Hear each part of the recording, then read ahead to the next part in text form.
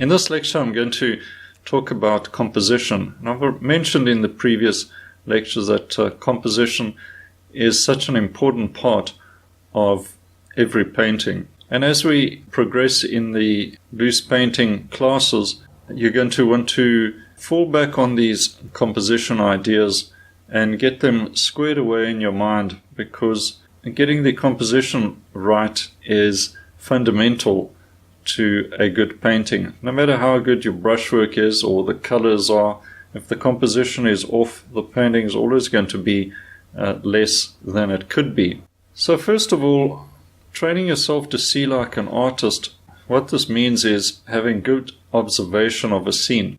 Very often you will notice a scene and it will stand out, but you're not quite sure what it is that's attracting your eye. As you practice composition, you will get to understand what is working in a scene and why you're naturally attracted to it. For instance, this beach scene, the composition element that really stands out here is, of course, the lines of the umbrellas and the lines of the beach receding into the distance, taking the viewer's eye nice and deep into the painting, creating that wonderful three-dimensional quality that you may be looking for. These receding lines also make a strong structure that the painting can be based on. But one of the fundamental rules of composition is the rule of thirds. In most cases, the rule of thirds should be followed. Photographers will also know a lot about this. So, for instance, this balcony on the left is intersecting the line, the vertical red line, comprising the first third of the picture plane, leaving the other 2/3 free. And this is just a natural phenomenon that is naturally pleasing to our eye. If you place something in the middle, it tends to confuse the eye and you're not quite sure what is the dominant part of the painting.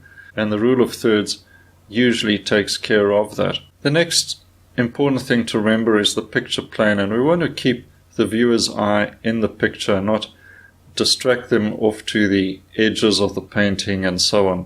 What we put in the painting must help to take the viewer's eye into the painting and around and back again, and hopefully back into the painting.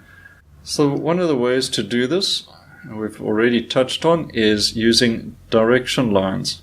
So keep the eye moving into and around the picture.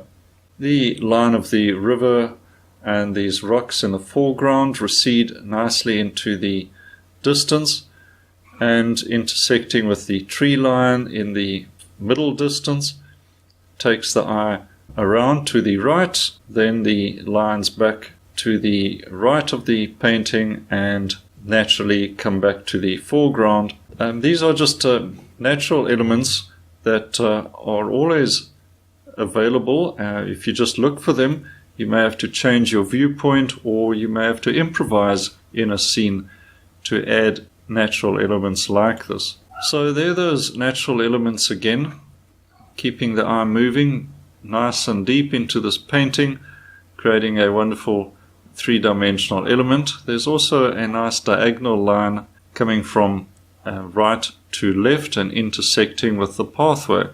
So that also draws the eye to that. And of course the overlapping trees from tall in the foreground to shorter into the distance also creates a receding element that draws the eye into the painting. Variety of sizes is also important. As you can see in this painting, the largest yacht is squarely in the third section of the painting. So the artist following the rule of thirds. The other yachts next to it are smaller, so they're not dominating the focus point of the painting. A simple variety of shapes and variety of sizes is more interesting than having everything the same size. Another natural quality that you can use is the overlapping shapes in any type of scene. So instead of having them all next to each other or evenly spaced, which creates a very dull and boring energy in a painting. At asymmetry, this is also following on the rule of thirds. Avoid dividing your picture plane by placing something in the center. And the next up is varying your viewpoint. We often paint a painting from a position where the viewer is looking at a scene from a standing position, but sometimes you may find something a bit more interesting if you lower the perspective or heighten the perspective and look down onto a scene, for instance, or in this case the photographer has gone nice and low and has got a more dramatic angle for what could otherwise have been quite a boring kind of scene, maybe just could be a lot more interesting. Distracting elements quite often found these days in any modern environment. You're going to find all sorts of things. An artist does not have to include every object in a scene. Take out what is not necessary and what is not adding. For instance, in this case, maybe the chimney stacks need to be removed and the car as well, because they're not adding to the natural scene that you want to paint, this little stream and so on. Alternatively, this might be a painting about pollution, in which case you want to keep the smokestacks, but maybe that car and the smaller building in the middle ground would be a confusing element, so you'd take them out. And if the scene is way too complicated with all sorts of things, perhaps it's better just to look for another one. But look out for these things and don't feel tempted to put in every obscure bits and pieces that might be in the scene. Cropping is important, and as artists these days we work from photographs quite often, so it's natural that you want to paint what is in the four corners of the photograph. But instead maybe you should open it up in your computer system and crop the photo, tighten it up, go for the dramatic shapes, and leave unnecessary dull areas of the painting out. You can do this also in painting a scene outdoors, just cropping a scene with overlapping bits of card or using your fingers, whatever style it may be necessary, and just look through something to help you narrow down the scene. Balance is important to achieve harmony. For instance, this wind pump on the left is a tall element and it's breaking the horizontal line of the landscape, and that creates a more interesting scene. Also, the trees in the distance balance out the wind pump as well, because they are to the right hand side but are also smaller.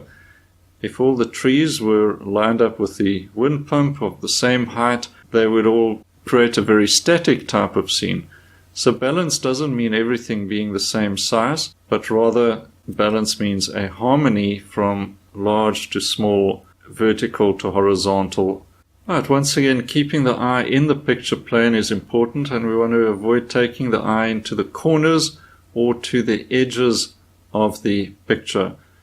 So bright colors or very strong darks and other distracting elements like people, for instance, standing on the edge of the picture plane, all of that is very distracting.